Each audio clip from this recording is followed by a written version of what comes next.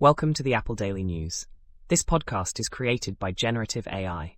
Today is July 1st, 2024, and we have a lot of exciting updates from the world of Apple technology, software, and devices. Links to all stories can be found in the episode notes.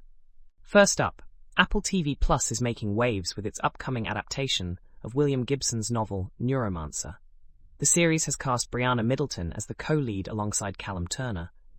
This cyberpunk thriller will follow a super hacker named Case and his partner Molly, an assassin, as they navigate digital espionage and high-stakes crime. The show is co-created by Graham Rowland and J.D. Dillard, with Rowland as the showrunner and Dillard directing the pilot. Fans of the genre are buzzing with excitement, although a release date has yet to be confirmed. In other news, Apple has introduced a new passwordless login option called Passkeys in iOS 18. Passkeys use a private key on the user's device and a public key stored with the service or website, allowing users to authenticate themselves using biometrics or a PIN code. This method is more secure than traditional passwords and is supported by major sites and apps like Google, Microsoft, and PayPal. However, many US banks have been slow to adopt passkeys due to regulatory concerns and the need to educate customers.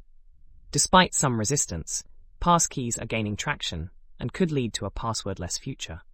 Switching gears, Apple is planning to introduce paid subscriptions for some of its AI features, similar to iCloud Plus.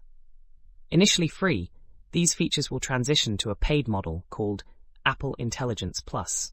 This move aims to diversify Apple's revenue streams and reduce reliance on hardware sales. Apple is expected to partner with companies like Google and Anthropic for these AI services, although it has turned down a partnership with Meta due to privacy concerns. Users have mixed reactions to this news, with some hesitant about paying for additional subscriptions.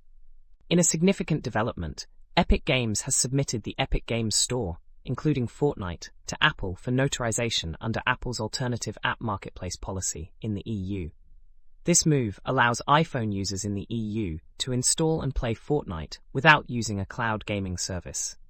Apple is charging a €0.50 core technology fee per year for apps installed outside the App Store, with no commissions or in-app fees. Epic Games CEO Tim Sweeney has criticized these fees, calling them junk fees.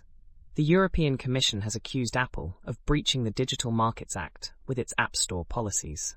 This submission marks a notable chapter in the ongoing legal dispute between Apple and Epic Games. Looking ahead, Apple is reportedly planning to start mass production of AirPods with camera modules by 2026.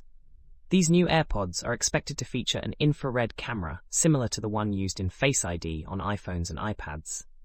The goal is to enhance spatial audio and strengthen the spatial computing ecosystem, particularly with Vision Pro and future Apple headsets.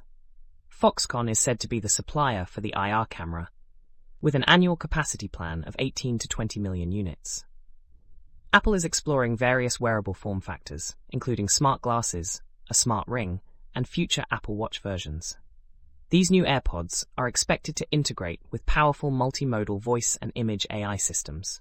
In financial news, the Hungarian National Bank, MNB, has urged banks to promptly compensate customers for unauthorized charges resulting from a technical issue caused by Apple. Transactions initiated by Apple on June 26th without customer approval should be considered unauthorized, and customers should be fully reimbursed.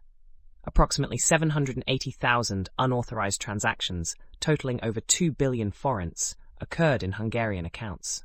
The MNB emphasized that banks must promptly compensate customers in line with financial laws and criticized banks that did not fulfill refund requests by the end of the next business day. The MNB will conduct an expedited investigation to ensure compliance with regulations. For those looking to skip sponsored ads on YouTube, there's an open-source extension called Sponsor Block. This extension allows users to skip sponsored segments in videos that have been marked by other users. The article discusses the effectiveness of Sponsor Block, even on smaller channels and fresh content. It also addresses the moral aspect of skipping ads and emphasizes supporting content creators. The process of using Sponsor Block on browsers and Apple TV is explained, including a specific tool called iSponsor Block TV for Apple TV. Detailed steps on setting up iSponsor Block TV on devices like Synology NAS or Raspberry Pi are provided. Lastly, Apple is focusing on making its devices last longer, increasing the importance of AI and software in its business strategy. The company is working on Apple Intelligence for the Vision Pro and is already developing iOS 19. Apple has decided not to pursue an AI partnership with Meta. Additionally, Apple Pay Later is being shut down after just 1 year. In a recent report, Apple's plans for the Vision Pro as a multi-product business were discussed. AI on Device is an app that brings large language models directly to personal devices like iOS, macOS, and iPad Vision Pro. This allows users to access advanced AI capabilities without needing an internet connection. Users can run popular models like Meta Llama, Google Gemma, and Microsoft Wizard locally, browse the web, customize settings, and interact with documents for information extraction. The app offers features for creative and academic writing, knowledge enhancement, document analysis, productivity improvement, and personal support.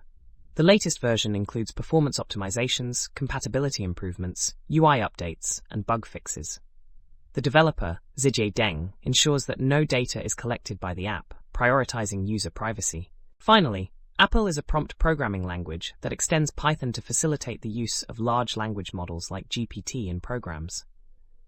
It offers features like seamless integration with Python, flexible prompt engineering, automatic parallelization, tool calling integration, tracing, and failure recovery. Users can install APPL from PyPI and set up API keys for LLM backends. Examples include creating a function to respond to a greeting, implementing a question answering system, and demonstrating context management.